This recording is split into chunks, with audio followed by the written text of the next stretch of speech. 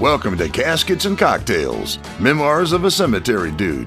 Get ready for a hilarious dive into the world of death care where cemetery industry veteran Mr. Danny and his daughter Katie will answer all those crazy questions you've been dying to ask.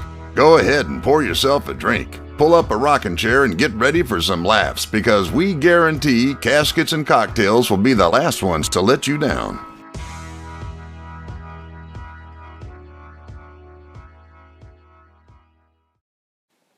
Hey guys, Katie Leverett here. I'm Danny Faulkner, I'm her daddy. And welcome to Caskets and Cocktails. And by the way, yes, Merry Christmas. That's right, Merry Christmas everybody. It's my absolute most favorite time of year. Yeah, mine too. I think it's everybody's. I know. Because they sure spend a lot of money. Yeah, you get lots of presents, you get good drinks, good food, and I love giving presents too. That's my favorite. Yeah, well, I'm glad because I love getting them. Well, if you've been good, maybe you'll get one, Mr. Danny. Well, we have an awesome show for you guys today, and we are got a great question from an awesome podcast. Oh, yeah? Yeah, the podcast is called That's Weird, and Christy and Ashley are based in the Pacific Northwest. Oh, okay. Yeah. I've been there many, many times. And they just talk about all sorts of weird stuff. They talk about, like, Bigfoot. They talk about weird murders. They talk about all sorts of weird stuff. I think it's primarily in the Pacific Northwest. I think they have a lot of weird stuff going on up there. Well, I mean, it's dark and it's kind of a misty drizzle. And, yeah. I read all the Twilight books. I know. Oh, well, okay then. then you've got an accurate picture. Yeah. But you know, they've got a rainforest up there. I know. Yeah, up in the Northwest, there's a rainforest. Yeah. That's just crazy. I know, it really is. So, and I know that you actually did a lot of work up there. And so, Christy and Ashley from That's Weird Podcast want to know, what's one of the weirdest things that you've ever experienced? And the weirder, the better. Ooh. And I'm tagging on that just because I know you've worked a lot in the Pacific Northwest. Yeah. Maybe give them a hometown, a homegrown story. Well, do you know anything? Yeah, I know a few Northwest stories. In that I was East Tennessee country boy going up there trying to do some acquisitions and mergers and stuff like that. And I was found in Eugene, Oregon at the Hilton Hotel. Okay. And I got stuck up there for like a month. I couldn't come home. Why? Well, because I had so much business. Oh, well. And I couldn't go home and then fly 5 hours back. And then, all that sort of stuff. So, anyway, one of the things in downtown Eugene, Oregon, and I don't know if they still do this or not, but they've got this huge park. And it was just every weekend, it was covered in tents. And you remember seeing history books about 1968, 69, 70, 72. Yeah. You remember how we looked back then? Yes. I wasn't around, but I saw the picture. But you saw how we looked. Yes. Okay. Well, they're still there. Oh, yeah? Yeah. I mean, beards and long hair and the little kids running around, with dirty diapers and all that stuff. And they're selling hand-pressed, what do you call it stuff? Pot cookies? Incense. Oh. Incense, not pot cookies. But I guess maybe they are. I don't know. And while I was up there, there was one poster. Jerry Garcia had a farm up there. And once a year, he would have a big concert. Oh, well, that's cool. And, kind of. Every deadhead in the country would show up there. No money. No food. No place to stay. And so there was this picture of the backside of a man and a woman walking down this dirt road, naked. And there's a huge pile of clothes. And it said, "Welcome to Jerry Garcia's farm. Clothes optional." Oh, my. But they would raid all the food banks and just wear them out on the food. But anyway, that's not the weird thing. I mean, walking around naked at a concert, I've been to some of those hippie concerts, and it's a lot of fun. But I don't want to be naked there. It's pretty dirty. I'm too big of a germaphobe for that. Yeah, it's kind of muddy. Yeah, kind of muddy. But that's not the weird stuff. The weird stuff. I met a lot of people, and they just have a different view of the world, and they have a different view of things. And of course, this was a number of years ago. This was before the Oregon Ducks were good at football. You know, for their fancy uniforms. Yeah, before that, yeah, metallic uniforms. And I met this couple I was trying to do a deal with, and he had done some things, and he wound up with some funeral homes and some cemeteries. Okay. And what's the first thing you do when you get a funeral home, a new funeral home? I have no idea. You go down and you buy you a brand new hearse. Oh, yeah, that makes sense. Yeah, you want a new house, toss it in there. So what do you do when you have a brand new hearse? I mean, you write some business? You go downtown and try to pick up a whore. Oh, God. Yeah. Oh, that would not have been one of my top things. Well, it was his. Oh, goodness. And unfortunately for him, she was an undercover police officer. Oh, no. She not only arrested him, but she confiscated his brand new hearse. Oh. And but he was such a unique guy. I mean, he this was when cell phones were really kind of catching on, and they were still kind of big, right? You know, about the size of a brick. And he and his lovely wife. Did she mind that he was picking up? Well, no, this was his second wife. Oh, okay, okay. The first one, she wasn't excited. She wasn't as excited about it as he was. Yeah, yeah. Okay, I got you now. And so hence came the second one. Okay, gotcha. And anyway, as the story progresses, you're going to be really shaking your head. Okay. But they had these cell phones. Okay. And they altered a carpenter's bag to hold their cell phones like a holster. Like one that you put like a screwdriver and a hammer in? Kind of like that, yeah, Okay. kind of like that. That's strange. And they had these old leather belts, old wore out leather belts Okay. that they wore. Whether she was wearing a nice dress or a pantsuit, or whether he was wearing a suit, he had this old leather. So they were in it together. So they both wore them at the same time. Oh, they loved it. And that is so weird. The phone would ring, and they would snatch those things out like drawing a gun, like a gunfighter. Bang! And they go, hello. And were they super intense when they answered the call? Oh, I would yeah, think they that were. like That actions raw was like, yeah, it was. It was just like a gunfight. on the other end. You're like, oh, maybe this is the wrong number. It was like a gunfight, and but anyway, that was what their MO was, and I mean it was just so weird. really odd. Yeah, and. Back then, of course, it wasn't like now you pick up a phone and you call Japan. Right. Okay, you had to still, even though it was cell phones, still had to go through operators and all that kind of mess. But anyway, so I'm such a simpleton. Okay. You know, in where I come from, blackberries are about the size of the tip of your little finger. And they come right July the 4th. Okay. You can go pick blackberries. So up there, I was going around looking at cemeteries, and there were these big bushes, and these huge black objects were on there. And I said, "What the heck is that stuff?" He said, "Oh, those are blackberries." I said, "It can't be blackberries. It's the end of September." He said, "It's blackberries." And I tasted them, and it was out of this world. And he said, "Oh God, this is a menace. We got to clear all these out." But anyway, that was one of the things. But she picked 5-gallon bucket and made me blackberry jelly and mailed it to me. Oh, that's sweet. Well, I wound up getting a deal done with them, getting it all done, and we sent a fella up there, an older fella, who had a gravelier voice than me. Whoa. Yeah. Yeah, he was really scary. You think I'm scary. He was really scary.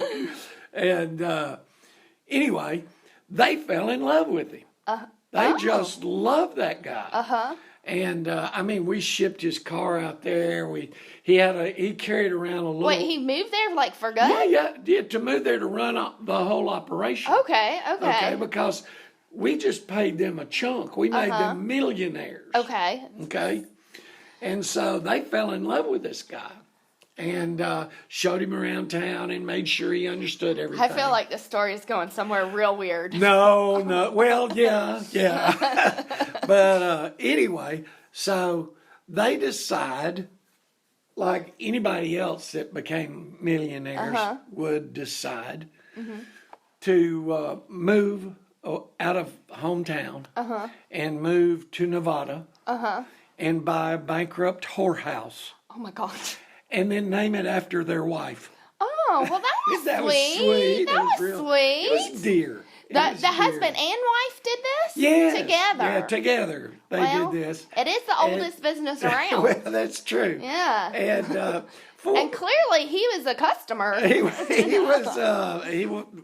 didn't have anything against it. Yes, no judgment.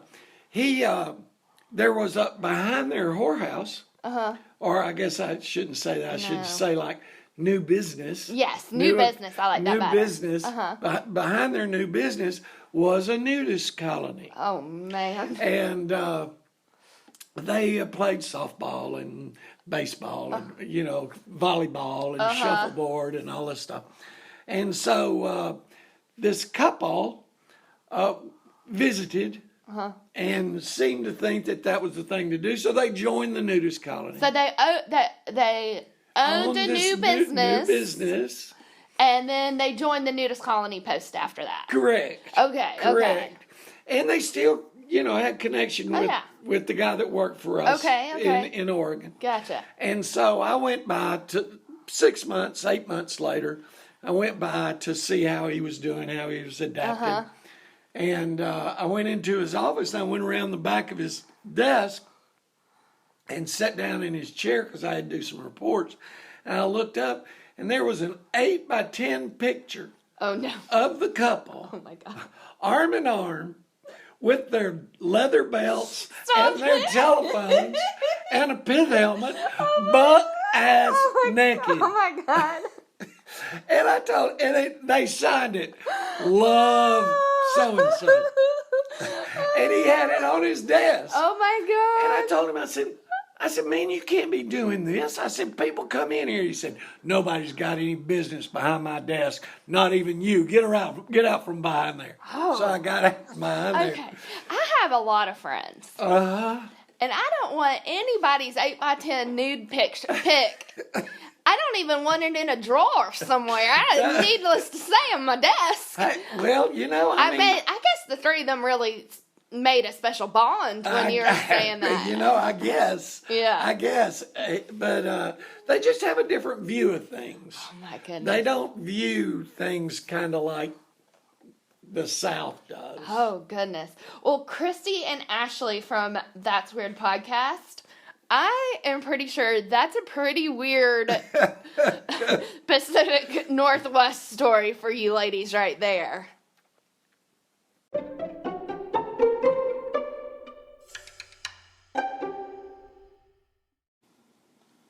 Beach Too Sandy, Water Too Wet is a comedy podcast featuring brother and sister duo Alex and Christina as they recap dramatic readings of one-star reviews written by real people with not-so-real problems.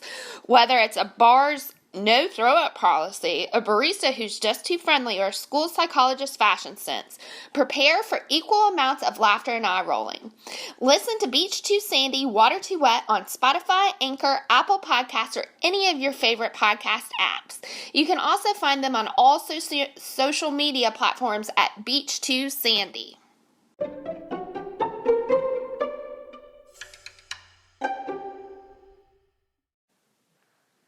So that was pretty weird.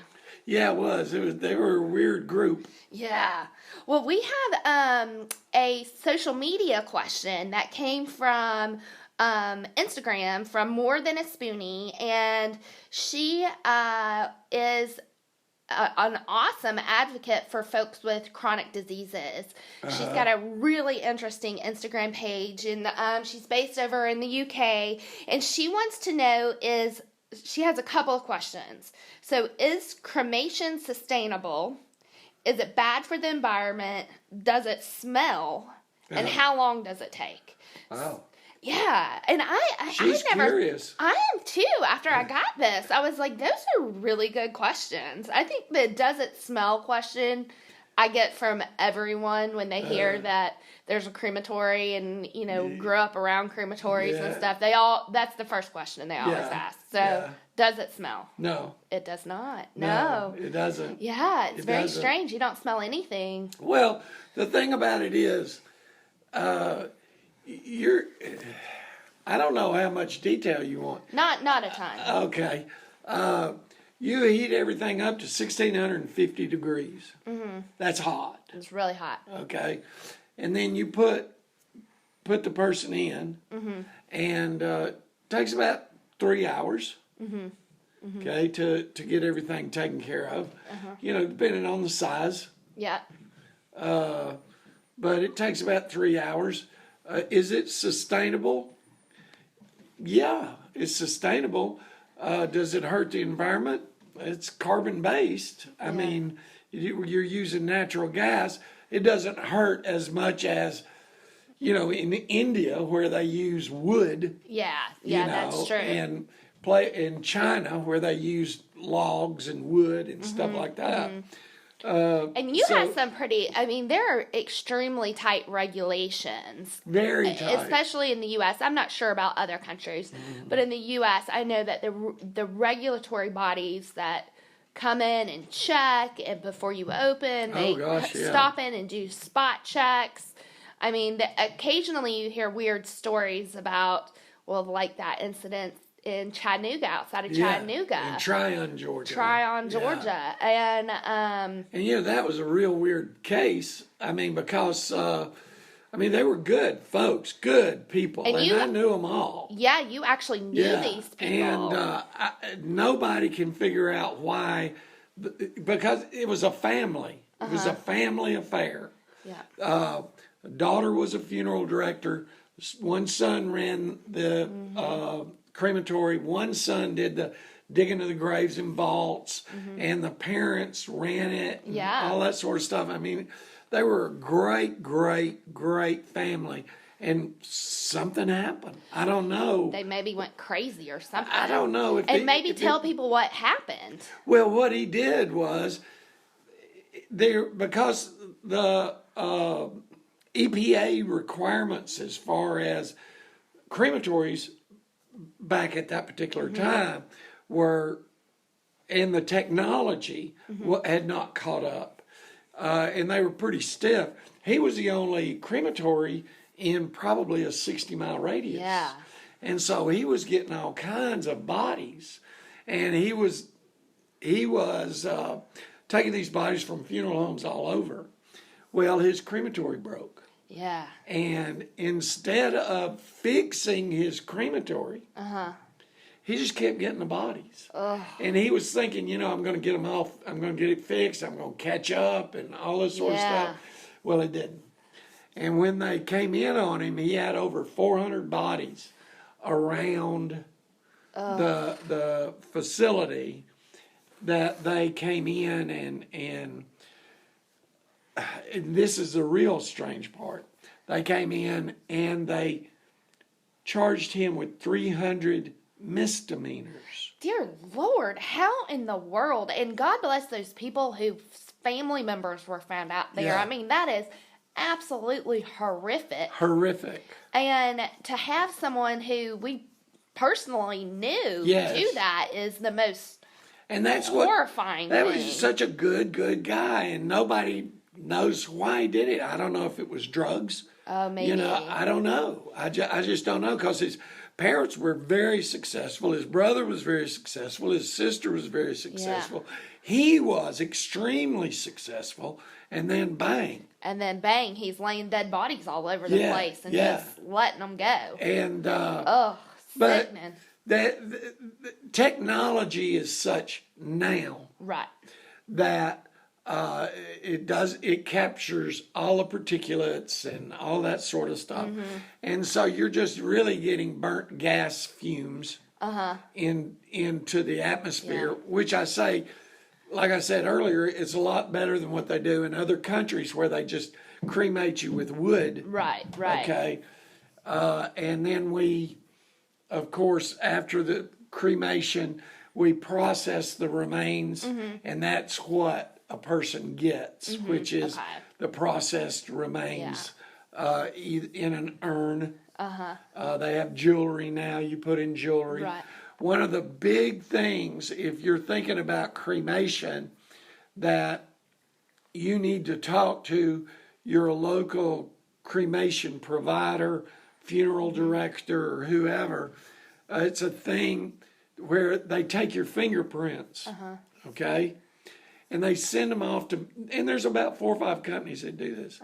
And they send them off to 4 or 5 different, to whoever.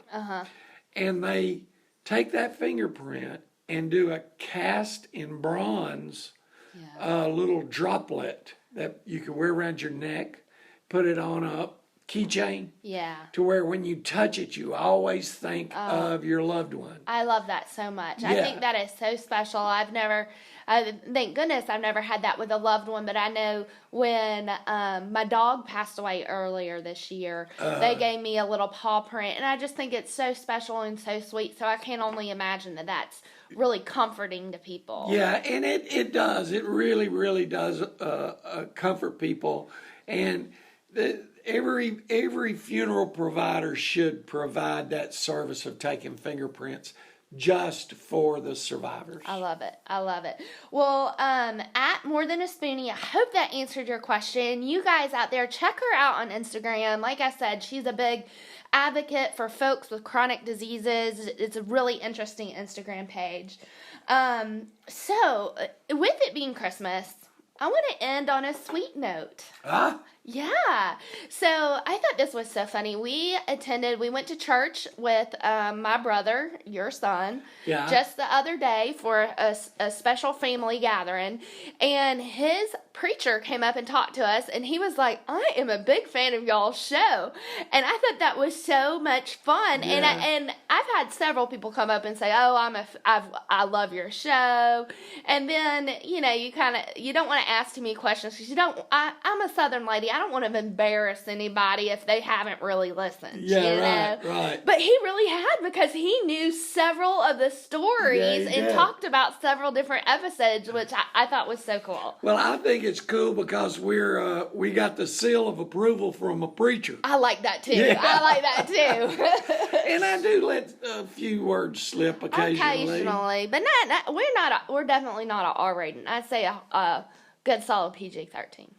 15. Maybe 15. Yeah, maybe okay. 15. Yeah, okay.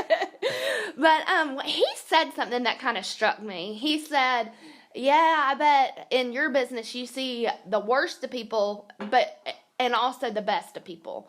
And I think on this podcast, we really focus on the worst of people. Yeah, we do. And let's be honest, those are probably the most entertaining ones that we have. They crack me up. Yeah. They're funny. But with it being Christmas, I want to end on a best of people. Do you have something where you saw the best of a person? Well, I saw the worst and the best at the same time by the same people. Oh, really? Yeah. And I've got to do this to where I don't cry. Okay. And for those of y'all at home, you don't know this, but Mr. Danny he's a crier. Yeah. And he's a sweet crier. He cries about sweet stuff. And I already warned him about this. I said, whenever you tell me this story, you can't cry. His eyes are already welling up. So I think y'all are going to hear a cry. Well, I don't know if you remember the stories. When I'm saying this, I'm talking about the folks out there listening. I don't know if you remember the story about the biker gang. And that's an episode called Bikers Like seersucker and bow ties, right? Yeah, something like that. Yeah. And anyway, they were rough as a cob. And men that you didn't fool with. Right. Okay. And this dear, sweet little old country woman had lost her son. And all of these great big burly tattooed bikers with guns and knives and everything were there, showing how macho and mean they were. And they all came up to that sweet little old lady. Oh, daddy dog. and was hugging her and kissing her and telling her how much they loved her and all that stuff. And I just thought that was sweet. It was. And dear. At the same time, you still didn't want to mess with them. Right. Okay? But their genuine expression of concern and caring was touching. At the same time, they'd cut your head off with a knife. Yeah. You know? I think it's maybe that one stood out because it was such a stark difference, because you could tell it was just I think what so the word they use nowadays is juxtaposition. Yes. Juxtaposition. And right there, right in front of you, you saw the very good and you saw the very bad. Yeah. And maybe that's it. Yeah. I don't know. It's no matter how bad you are, you still love somebody. Yeah, yeah. Well, that was sweet, and I'm getting a little teary-eyed watching him get teary-eyed. That's why I didn't want him to get choked up. Gosh. But I think that is an awesome story to end on for this Christmas week. Okay. Yeah, and we just are so grateful that we get to do this show and hang out with you guys, and I'm so excited people are listening. Yeah, I am too. How many people is it now? Oh, we have a ton now. Like, really? A ton. So we're over 8,000 subscribers, and we're growing daily. Oh, wow. So keep on telling your friends and family about us. Be sure to follow us on social media at Caskets and Cocktails. If you like us, tell everybody you know. If you don't like us, don't say a word. Yeah, true. That's true. Let's toss that in there. Yeah, and you know what? We have a lot of big, exciting stuff coming up in 2019. Oh, yeah. I cannot wait to tell you some of the stuff that we have in the works. We are just going to keep growing and getting larger and larger. We got some just really fun things that we're going to talk about come New Year. Be sure, again, to follow us. We're at Caskets and Cocktails on all social media, and email us and call us your questions. All the information is in the show notes, so be sure to go out there, click, give us a call, leave us a voicemail, shoot us an email, because we absolutely love hearing from you guys. And subscribe. Absolutely. Yeah, because Caskets and Cocktails will be the last ones to let you down. Hey, Christy, what do we talk about on our podcast? Well, Ashley, we talk about all kinds of weird stuff. Like aliens. And ghosts. And cults. And cryptids. And witches. And murders. Yeah, even sometimes murders. Basically, we talk about all kinds of weird shit. Oh, I already said that. Oh. So yeah, if you like weird topics, feminist rants, and the occasional F-bomb, you should listen to us. We post new episodes every other Monday. Find us online at that'sweird.org. And subscribe to That's Weird on iTunes, Stitcher, or wherever you listen to podcasts.